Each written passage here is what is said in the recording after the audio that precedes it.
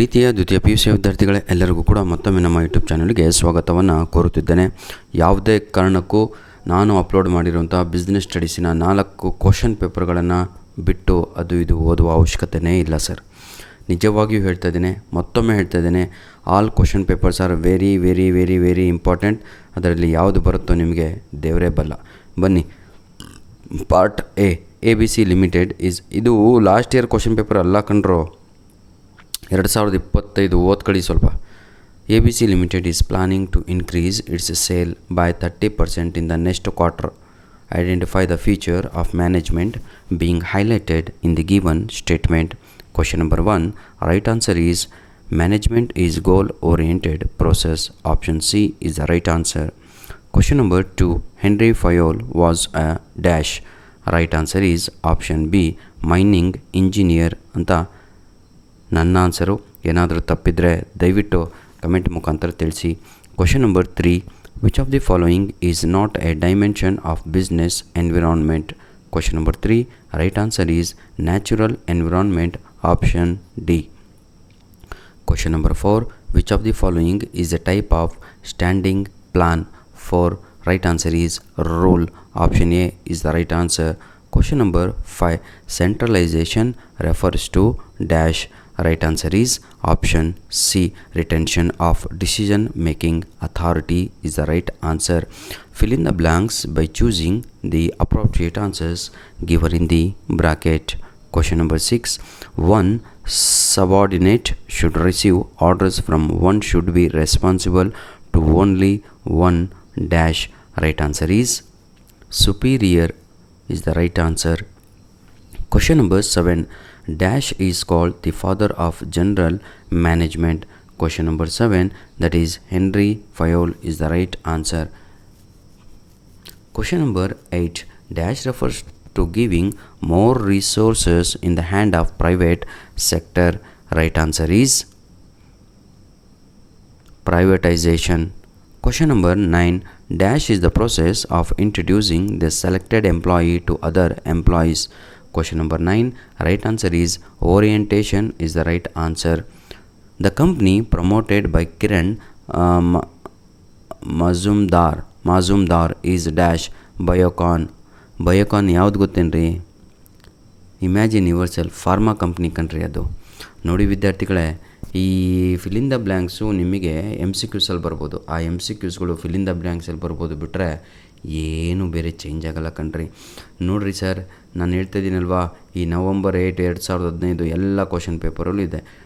ಇದು ಯಾವುದು ವೆಸ್ಟಿಬಲ್ ಟ್ರೈನಿಂಗ್ ಎಲ್ಲ question paper, hierarchy theory, coordination, match the following.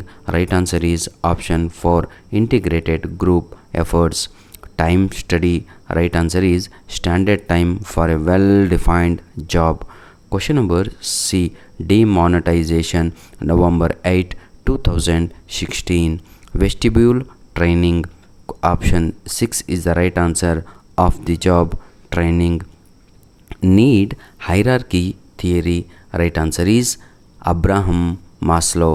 ನೋಡಿ ವಿದ್ಯಾರ್ಥಿಗಳೇ, ದಯವಿಟ್ಟು ನಾನು ಅಪ್ಲೋಡ್ ಮಾಡಿರುವಂತಹ ಇದೇ ವಾರದ 4 ಕ್ವಶನ್ ಪೇಪರ್ ಸಾಕು ಕಣ್ರಿ. ಲಾಸ್ಟ್ ಇಯರ್ ಬೇಡ ಕಣ್ರಿ, ಇದಿಷ್ಟೇ ಸಾಕು. ಪಕ್ಕ 80 ಔಟ್ ಆಫ್ 80 ಹೊಡಿತೀರಾ. State any one organisational objective. ಯಾವುದಾದ್ರೂ ಒಂದನ್ನು ಬರೀರಿ. ಒಂದು ಸರ್ವೈವಲ್ಲು ಅಥವಾ ಪ್ರಾಫಿಟ್ಟು ಅಥವಾ growth. Question number 13. Which principle of management suggest the concept of replacing I with WE? Right answer is Esprit de Crops. Question number 14. Expand LPG, liquefied petroleum gas. I repeat, liquefied petroleum gas. Question number 15. Give the meaning of transfer. Right answer is a change in the job and position of an employee within the same organization without a significant change in their responsibilities, salary or status. Question number 16. State any one leadership style. Autocratic, democratic, ಯಾವುದಾದ್ರೂ ಒಂದು ಬರೆಯಬಹುದು. Part B, my dear children. Answer any 6 of the following questions. 2 or 3 sentences each. Each question carries 2 marks. Define coordination. What is motion study? ಹೌದಲ್ವಾ? What are rules? State any two features of planning. What is organisational structure? State any two elements of delegation. Staffing ಇದೆ ಅಲ್ವಾ, ಎಲ್ಲ question ಪೇಪರಲ್ಲೂ ಫಿಕ್ಸೋ. What do you mean by job rotation? State any two personal barriers of communication. ಈಗ 4 marks ಕ್ವಶನ್ಸ್ಗಳನ್ನು ನಾವು ಇಲ್ಲಿ ನೋಡ್ಬೋದು. Explain any 4 characteristics of coordination, ಭಾಳ ಈಸಿಯಾಗಿ ಇರುವಂಥದ್ದು. ಪ್ರಿನ್ಸಿಪಲ್ ಆಫ್ ಮ್ಯಾನೇಜ್ಮೆಂಟ್ ಅಂತೂ ಫಿಕ್ಸ್ ಕ್ವಶನ್ನು. ಈ ಯಾವುದು ಬಿಸ್ನೆಸ್ ಯಾವುದು ಕ್ಯಾರೆಕ್ಟರಿಸ್ಟಿಕ್ಸ್ ಆಫ್ ಕೋಆರ್ಡಿನೇಷನ್, ಅದು fix question. Next features of business environment, ಅದು ಫಿಕ್ಸ್ ಕ್ವಶನ್ನು. ಪ್ಲಾನಿಂಗ್ ಕೂಡ ಫಿಕ್ಸ್ ಕ್ವಶನ್ನು. ನಂತರದಲ್ಲಿ ಪ್ರಿನ್ಸಿಪಲ್ ಆಫ್ ಡೈರೆಕ್ಟಿಂಗ್ ಕೂಡ ಫಿಕ್ಸ್ ಕ್ವಶನ್ನು. ಎಕ್ಸಾಮ್ ಮುಗಿದ ಮೇಲೆ ನಿಮಗೆ ಗೊತ್ತಾಗತ್ತೆ ಹೌದರಲ್ಲೇ ಓದಲಿಲ್ಲ ನಾವು ಎಲ್ಲ ಗೊತ್ತಿದ್ರು ಕೂಡ ಅಂತ.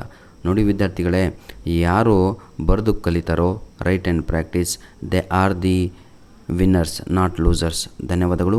ನಿಮ್ಮ ಪ್ರೀತಿ ವಿಶ್ವಾಸ ಸದಾ ನಮ್ಮ ಜೊತೆ ಹೀಗೆ ಮುಂದಿನ ದಿನಗಳಲ್ಲಿಯೂ ಕೂಡ ಬರೆಯಲಿ ಅಂತ ಹೇಳ್ತಾ ವಿಡಿಯೋನ ಇಲ್ಲಿಗೆ ಮುಗಿಸ್ತಾ ಇದ್ದೇವೆ.